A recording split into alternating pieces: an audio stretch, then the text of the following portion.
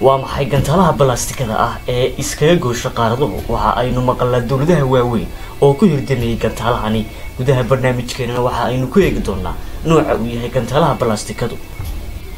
qarnigii 13aad ayaa si rasmi ah loo isticmaalay gantaalkan balse awoodda uu waqtigan leeyahay muusan lahayn waqtigaasi waxa uu ka koobnaa noocyada V2 iyo R7 oo loo adeegsan jiray qarxinta goobaha fudud sida banaynta wadooyinka iyo burburinta buuraha balse casriyeynta gantaalkani waa mid la jaan qaadaysa horaantii 2005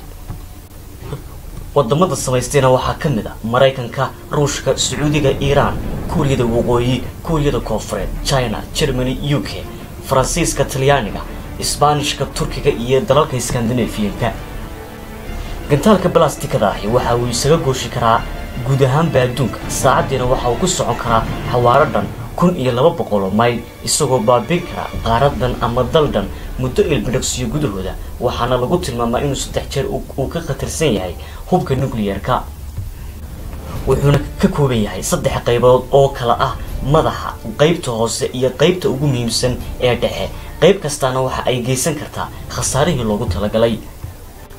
ciidan khaas ah ayaa loo tababaray adeegsigiisa waxaana loo dhisaa goobo ka ammaan adag goobaha nuclear-ka sabab la xiriira khatartiisa awgeed